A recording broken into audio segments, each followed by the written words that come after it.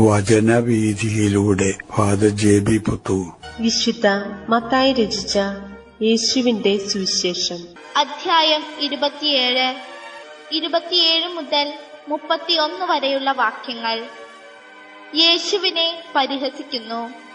അനന്തരം ദേശാധിപതിയുടെ പടയാളികൾ യേശുവിനെ പ്രത്തോറിയത്തിലേക്ക് കൊണ്ടുപോയി സൈന്യവിഭാഗത്തെ മുഴുവൻ അവനെതിരെ അണിനിരത്തി. അവർ അവന്റെ വസ്ത്രം ഉഴിഞ്ഞുമാറ്റി ഒരു ചുവന്ന പുറങ്കുപ്പായം അണിയിച്ചു. ഒരു മുൾക്കിരീടം മെടഞ്ഞ് അവന്റെ ശിരസിൽ വെച്ചു. വലതു കൈയിൽ ഒരു ഞാങ്ങണയും കൊടുത്തു. അവന്റെ മുൻപിൽ മുട്ടുകുത്തി കൊണ്ട് യഹൂദരുടെ രാജാവേ സുസ്തി എന്ന് പറഞ്ഞ് അവർ അവനെ പരിഹസിച്ചു. അവർ അവന്റെ മേൽ തുപ്പുകയും ഞാങ്ങണ എടുത്ത് അവന്റെ ശിരസിലടിക്കുകയും ചെയ്തു. അവനെ പരിഹസിച്ചതിനു ശേഷം പുറംകുപ്പായം അഴിച്ചുമാറ്റി അവന്റെ വസ്ത്രം വീണ്ടും ധരിപ്പിച്ച് കുരിശിൽ തറയ്ക്കാൻ കൊണ്ടുപോയി. പരിഹാസിതനാകുന്ന യേശു നൽകുന്ന പാഠം.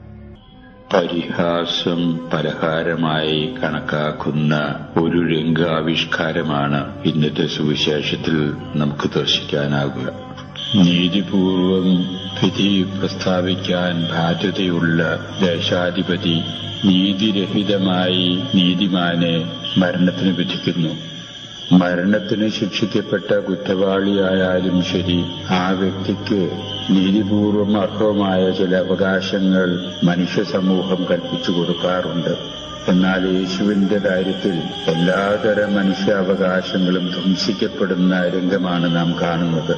ഒരു പരിഷ്കൃത സമൂഹത്തിലും കേട്ടുകേൾവി പോലും ഇല്ലാത്ത വിധത്തിൽ മരണശിക്ഷയ്ക്ക് വിധിക്കപ്പെട്ട യേശുവിനെ വസ്ത്രാക്ഷേപം ചെയ്ത് പരിഹസിക്കുന്നു. തലയിൽ ഒരു മുൾക്കിരീടം ചാർത്തി കയ്യിൽ ഒരു ഞാങ്ങണയും കൊടുത്തുകൊണ്ട് യൂതന്മാരുടെ രാജാവേ വാഴുക എന്ന് പറഞ്ഞുകൊണ്ട് ജനങ്ങളും പട്ടാളക്കാരും ഒന്നുചേർന്ന് പരസ്യമായി യേശുവിനെ പരിഹസിക്കുന്നു. തലയിൽ ഒരു മുണ്ടിട്ട് മൂടി കർണത്ത് അടിച്ചുകൊണ്ട് ആക്രോശിക്കുന്നു. ദൈവത്തിന്റെ പുത്രനായ നിന്നെ അടിച്ചത് ആരാണെന്ന് ഞങ്ങളോട് പറയുക എന്ന് അട്ടഹസിക്കുന്നു. മുഖത്ത് തുപ്പുന്നു. ഇത്രയും മനുഷ്യാവകാശ ധ്വംസനങ്ങൾ മർദ്ദനത്തിന്റെയും പീഡനങ്ങളുടെയും അവഹേളനത്തിന്റെയും രൂപത്തിൽ യേശുവിനോട് കാണിച്ചപ്പോൾ യേശു ആകട്ടെ അക്ഷോഭ്യനായി തികഞ്ഞ ആത്മനിയന്ത്രണത്തോടുകൂടെ എല്ലാം സഹിക്കുന്നു. ഒരുപക്ഷെ യേശുവിന് മാത്രം നൽകാൻ സാധിക്കാവുന്ന മഹത്തരമായൊരു പാഠം.